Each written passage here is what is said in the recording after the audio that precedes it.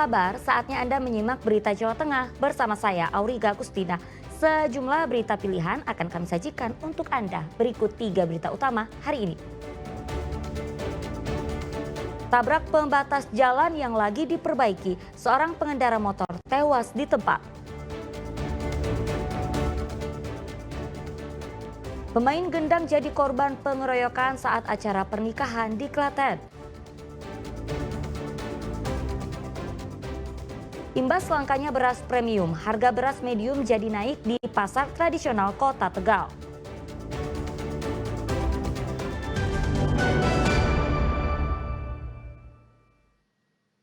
Kita ke informasi pertama, seorang perempuan tewas tertabrak kereta api di perlintasan tanpa palang pintu di Kecamatan Banyu Urip, Kabupaten Purworejo. Diduga korban menyeberang tak melihat akan kereta yang melintas. Awas, kereta.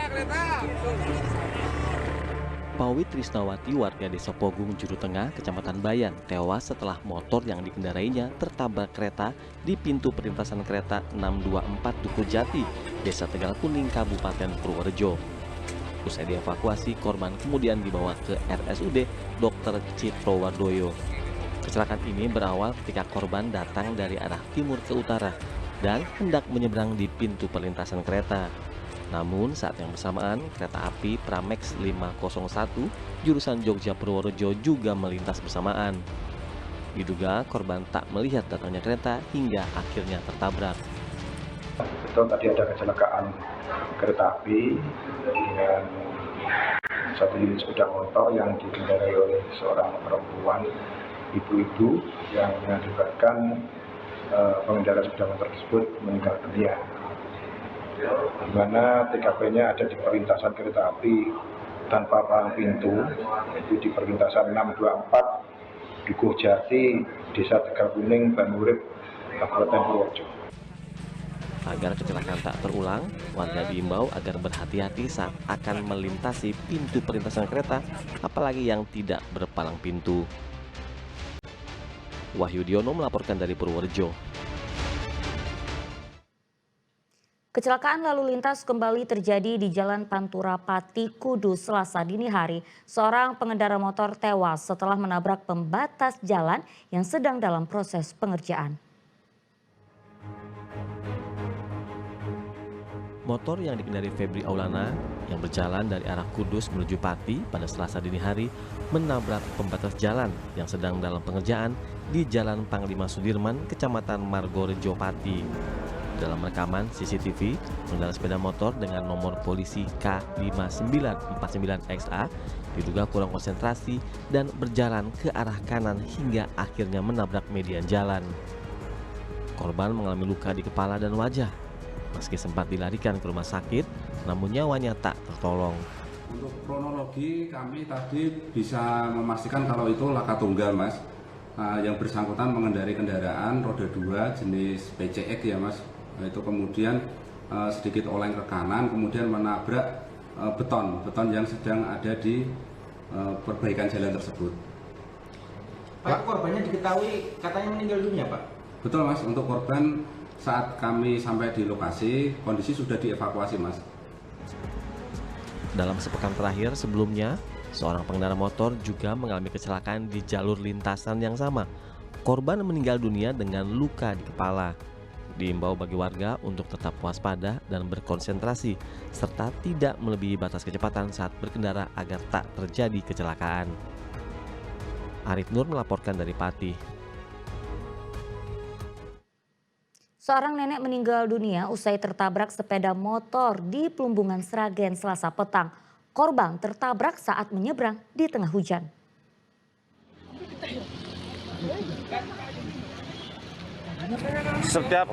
Di tengah derasnya hujan, seorang nenek 74 tahun tergeletak di pinggir jalan Selasa petang. Diduga ia tertabrak saat menyeberang di daerah Plumpungan, Kecamatan Karangmalang, Sragen. Saksi mata mengatakan, usai ditabrak, korban Sri Suprihatini itu terus mengeluarkan darah.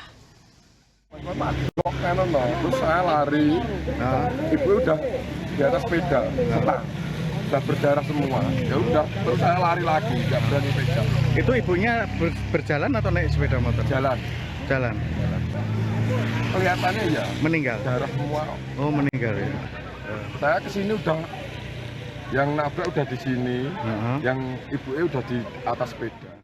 Korban yang tewas di lokasi kejadian kemudian dibawa ke Rumah Sakit Umum Daerah Sragen bersama pengendara motor yang mengalami luka ringan.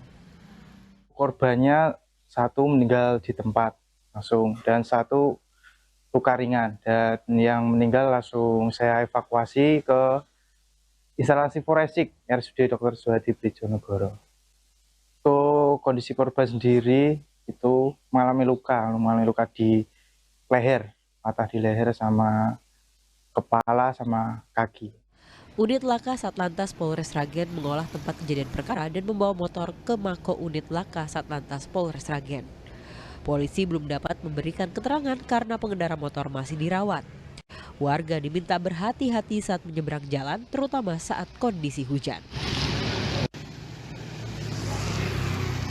Heri Prasetyo melaporkan dari Sragen. Kita ke informasi lain, puluhan rumah di Grobogan rusak diterjang angin. Kerusakan rumah tersebar di 3 desa.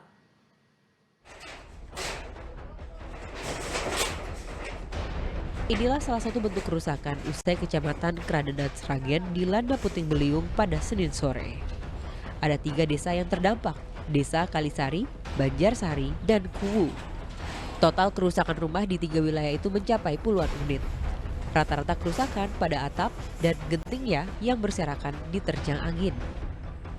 Sekitar pukul 3 sore jam 12 itu ada hujan terus disertai puting beliung dari arah barat daya menerjang rumah, pohon-pohon pada tumbang. Warga baru memperbaiki rumah di keesokan harinya. Selain memperbaiki atap, warga juga membersihkan batang pohon tumbang karena diterjang angin. Argur melaporkan dari Grobogan. Ya, akibat cuaca buruk, pohon beringin tumbang lalu merusak aliran listrik dan memutus jalan antar kabupaten. Di lokasi berbeda, pohon tumbang juga merusak fasilitas wisata di Kabupaten Semarang.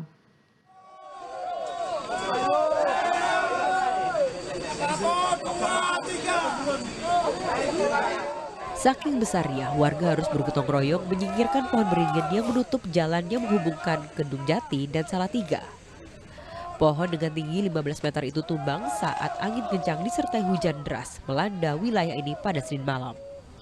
Petugas harus memotong pohon menjadi beberapa bagian kecil agar mudah dievakuasi.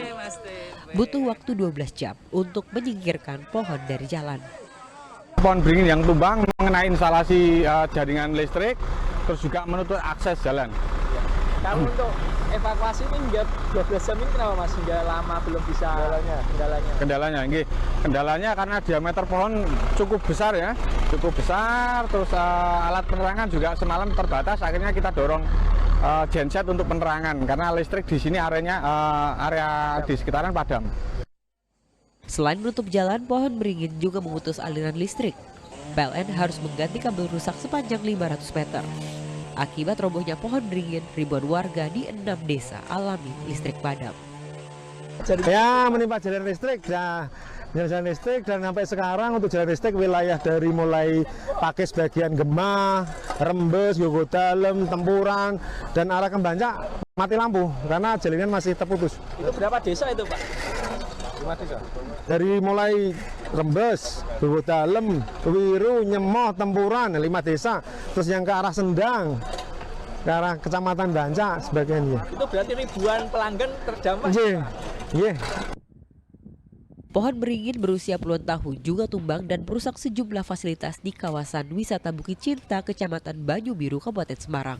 2 gazebo di area wisata itu tertimpa pohon saat hujan deras dan angin kencang melanda wilayah tersebut pada Senin malam. Tidak ada korban jiwa karena kondisi area wisata sudah sepi. Meski 2 gazebonya rusak, pengelola tetap membuka objek wisata Bukit Cinta seperti biasa. Ada korban ya Pak? Tidak ada. Kebetulan sudah sepi. Sudah tutup atau belum? Belum. Tapi mungkin karena kondisinya hujan jadi. Iya. Terus untuk hari ini sendiri dilakukan penutupan atau seperti apa?